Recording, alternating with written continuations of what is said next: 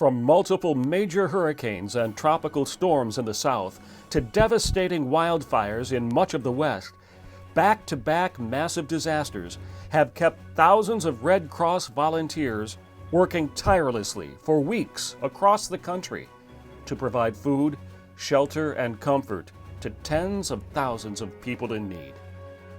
Hurricane Laura, the first major hurricane of the 2020 Atlantic hurricane season, was the most powerful storm to hit Louisiana in 150 years when it made landfall on August 27th.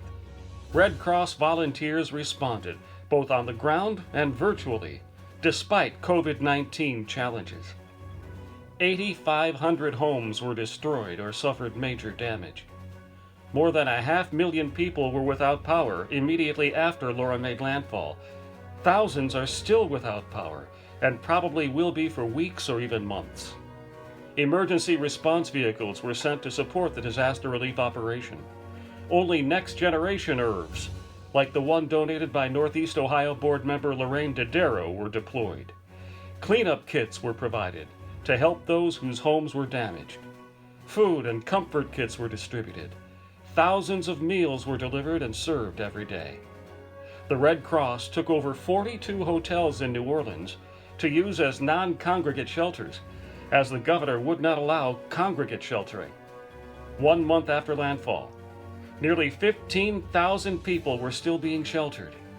In that time, the Red Cross and our partners provided more than 500,000 overnight stays in emergency lodgings. Hurricane Sally took aim at New Orleans and then veered east and made landfall in Alabama and the Florida Panhandle as a Category 2 storm, soaking that region. Hotels weren't an option for this storm. Congregate shelters were set up for displaced residents. Comfort kits and cleanup kits were distributed to those in need by Red Cross volunteers. Volunteers and staff from northern Ohio fanned out to respond, more than 80 since August 1st.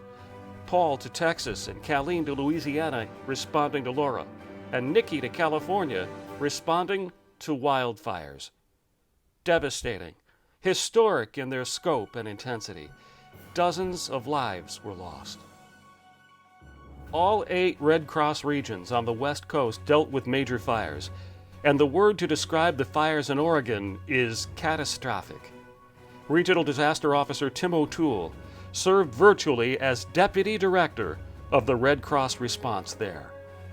The region experienced the worst air quality in the world.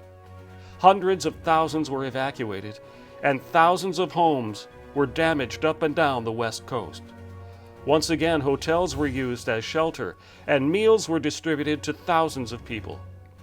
Volunteer spiritual care advisors provided much-needed grief counseling to those who lost everything. Disaster supplies were distributed. In the trunk of this man's car is a sifter to sift through the ashes where his home once stood for any valuables he may be able to recover. Because of the pandemic, our volunteers can't hug the people who they're helping anymore, but they can continue to provide as much comfort as they can. COVID-19 does not change the Red Cross mission. We are still providing the same type of support as we always have. And we are doing everything we can to help people stay safe and healthy during this unprecedented disaster season.